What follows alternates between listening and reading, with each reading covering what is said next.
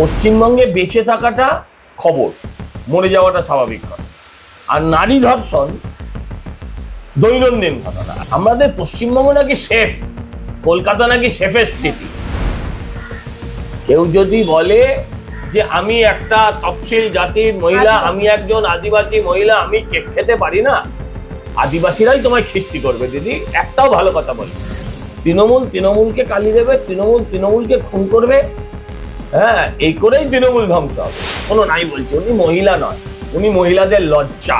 কোনো মহিলা বলেছেন যে শরীর থাকলে জ্বর হবে, যেমন সেরকম শরীর থাকলে রেপ হবে?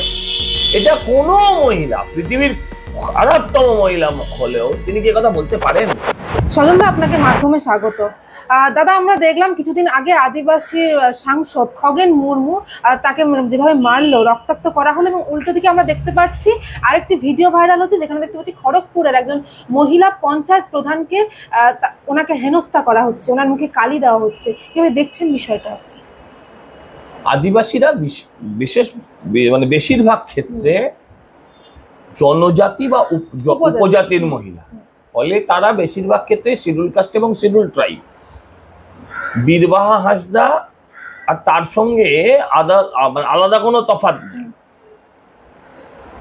আমরা বীরবাহা হাঁসদার কেক কাটার জন্মদিন দেখেছিলাম, আমি ভেবেছি ওই কেক কাটার কেকের অংশটা বোধহয় লাগিয়ে দিয়েছে। আমি আজকে জানতে পারলাম যে তৃণমূলের লোকেরা ওদের মুখে কালি মেখেছে। এখন তৃণমূল যদি নিজেরা নিজেদের মুখে কালি মাখে, তারপর কি আর জনগণ তাদের ভোট দেবে? আজকে জনগণকে এটা ভাবতে হবে। একজন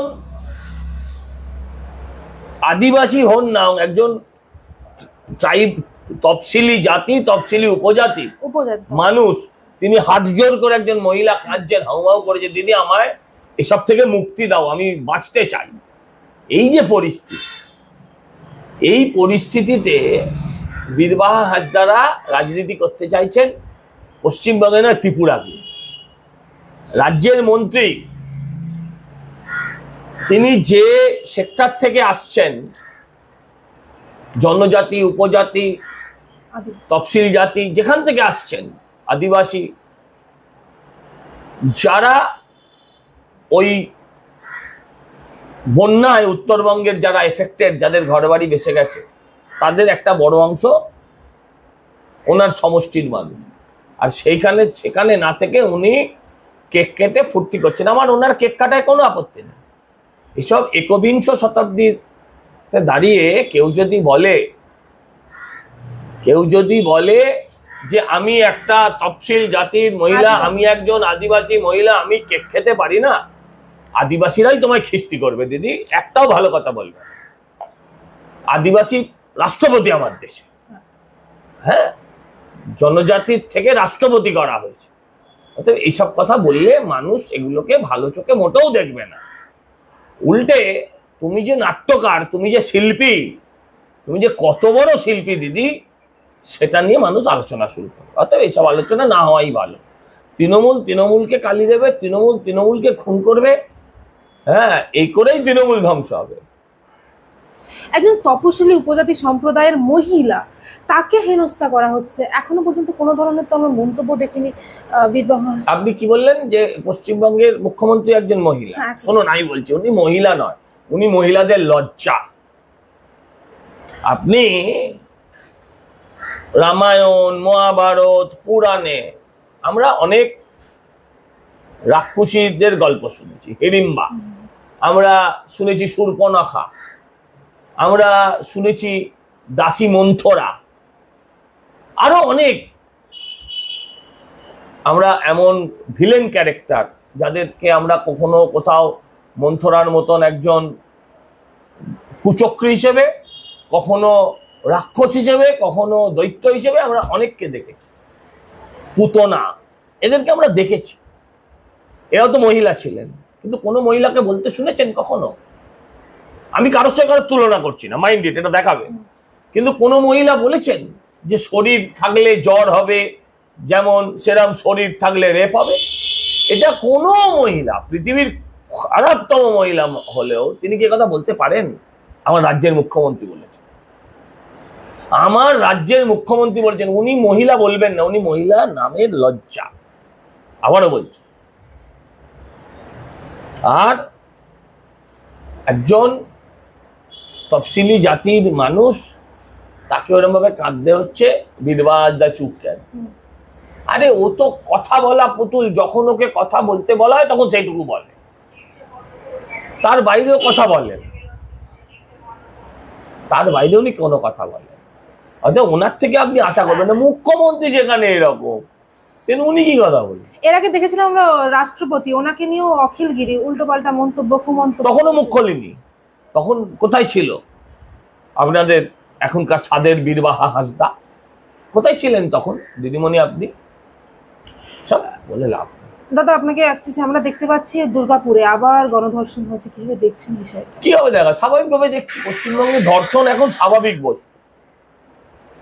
পশ্চিমবঙ্গে বেঁচে থাকাটা খবর, মরে যাওয়াটা স্বাভাবিক ঘটনা। আর নারী ধর্ষণ দৈনন্দিন ঘটনা। আরে আমাদের পশ্চিমবঙ্গ নাকি সেফ, কলকাতা নাকি সেফেস্ট সিটি। এটা দুর্গাপুরে দাঁড়ান না, এই তো দুর্গাপুর, কলকাতা থেকে কত 2 ঘন্টার রাস্তা, 3 ঘন্টার রাস্তা। মুশকিল হচ্ছে কেন সেফেস্ট সিটি তাহলে ডিক্লেয়ার করলো কেন্দ্রীয় সরকার? আপনারা প্রশ্ন করবেন না, কেন্দ্রীয় সরকার ডিক্লেয়ার করে, একটা সিস্টেম আছে। NCRB, national crime report bureau, সেখানে যদি আপনি রিপোর্ট নয় পাঠান, আপনারা নেট খুলে দেখুন না, বহু ক্ষেত্রে রিপোর্ট নেই, বহু বছরের রিপোর্ট নেই।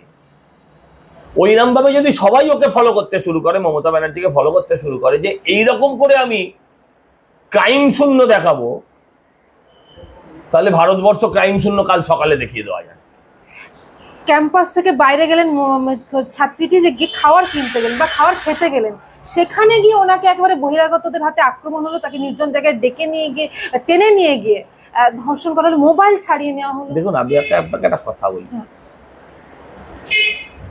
এই যে কেমন করে হলো আপনি ব্যাখ্যা করছেন, আপনি একজন মহিলা, আপনার খুব যন্ত্রণা হচ্ছে, হয়তো আমারও হচ্ছে, কারণ আমার বাড়িতে স্ত্রী আছে, আমার বোন আছে, আমার একটা ছোট ভাগ্নি আছে, তাদের ভবিষ্যতের কথা ভাবলেও ভয় হয়, যন্ত্রণা। উড়িষ্যা থেকে পড়তে এসেছেন। দাঁড়ান আমি একটা কথা বলি, কিন্তু এই দায় কার? এই দায় তো আপনার, এই দায় তো আমার। একে তো ক্ষমতায় আমরাই বসিয়েছি না। খালটা কেটে কুমিরটাকে তো আমরা এনেছি। এখন আমাদের কাছেই দুটো পথ খোলা আছে, হয় এক কুমিরের পেটে চলে যাও, আর নয় এই কুমিরটাকে বধ করে। এছাড়া আমাদের কাছে আর কোনো পথ, অত্যন্ত সহজ সরল পরিষ্কার। এই রাজ্যে ইনি থাকলে অভয়ার কাণ্ড ঘটেছে আজ কত দিন, 1 বছর 2 মাস। 9ই আগস্টের ঘটনা, আজকে হচ্ছে 10ই অক্টোবর, 11ই অক্টোবর, তাহলে 1 বছর 3 মাস, এই 2 মাস 3 দিন। আপনি আমায় বুঝিয়ে বলুন না, তার মাঝে কতগুলো রেপ হয়েছে? রেপ থেমেছে? কখনো রেপ থামবে, আর কোনোদিন থামবেও না।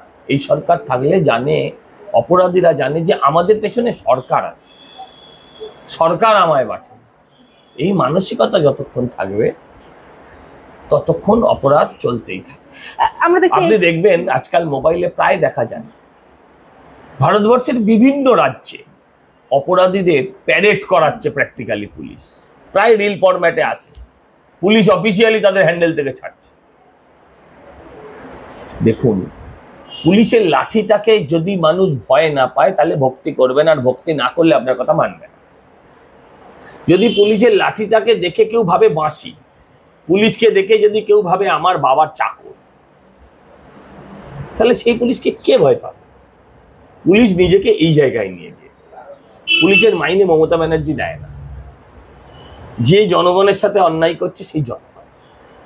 দাদা আমরা প্রথম থেকে যদি দেখি, একেবারে তৃণমূলের প্রধান, তিনি মহিলা, তিনি হেনস্থা হচ্ছেন, অন্যদিকে আমরা দুর্গাপুরে সেখানে একজন মহিলা ছাত্রী গণধর্ষিত হচ্ছে, মানে নারী নিরাপত্তা। আপনি আর একজন মহিলার জন্য সারা বাংলার সবাই হেনস্থা হচ্ছে, সেটা দেখতে পাচ্ছেন না?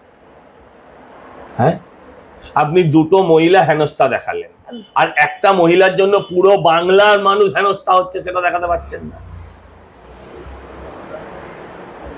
আপনার ক্যান্সার হলে আপনি শুধু সেই জায়গাটা কাটবেন না ক্যান্সারের রুট থেকে কাটবেন? Decision is years. Goa's transformation is more than just development. It's about progress and a brighter future for all.